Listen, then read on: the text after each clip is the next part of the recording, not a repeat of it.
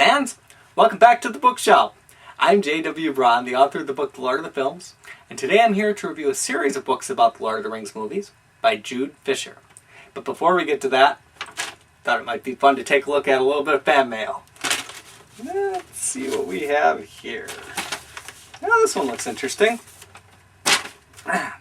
Dear Mr. Braun, would you please not start your reviews with, "Hey fans, welcome back to the bookshelf," like we're all a bunch of kiddies and you're our Uncle JW? Also, it would be nice if you stopped plugging your book all the time. You wrote something about the Lord of the Rings. We get it. Enough already. And it would be nice if you wore your glasses once in a while. P.S. Dinner is at 6 on Friday. Hope to see you then. Love, Mom. Alright, enough fan mail.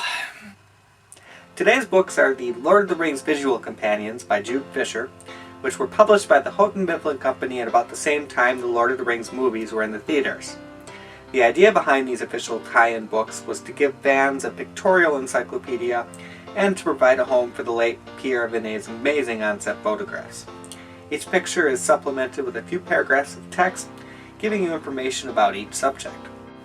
The first book, which was published in November of 2001, is the 72-page Fellowship of the Ring Visual Companion. This is divided mostly into races and characters, although it also has a few locations, and the center folds out to include a map of Middle-earth, along with photos of selected places the characters visit in the films. Once in a while there's a sidebar with bonus information about a subject, such as Hobbit's feet or Mithril silver, but really the draw here isn't the information, which most of the fans are aware of anyway, it's the gorgeous photographs. The second book, which was published in November of 2002, is also 72 pages and includes a well-written introduction by Viggo Mortensen. The photographs and text here are composited in a little bit of a fancier way, which is sometimes a good thing because of how various photographs and designs complement each other, but is also sometimes a bad thing because sometimes the text is difficult to read because of the background designs.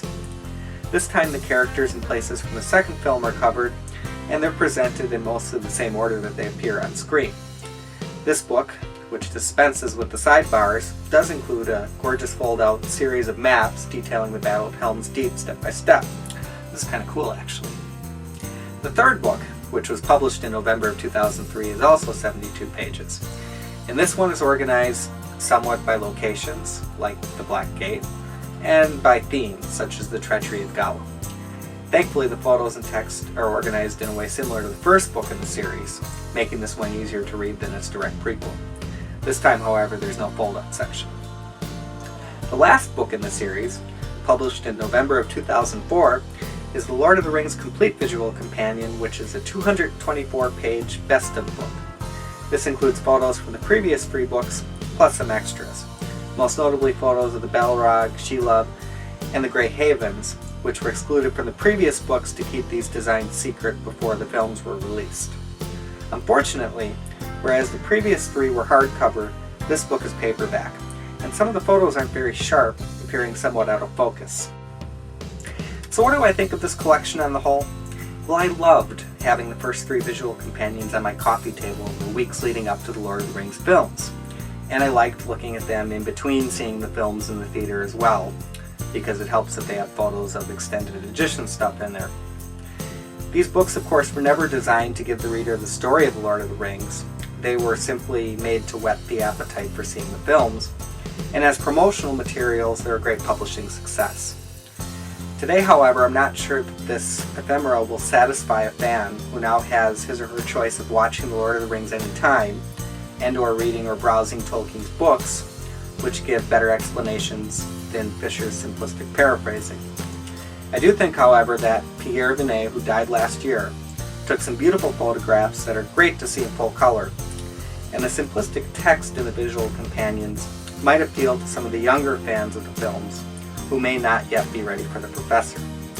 So on a scale of 1 to 5 stars, I'm going to give the first 3 books 3 stars each, and for the last book, because of the photo quality problems, I'm going to give it a rating of 2 stars. That's it for this round.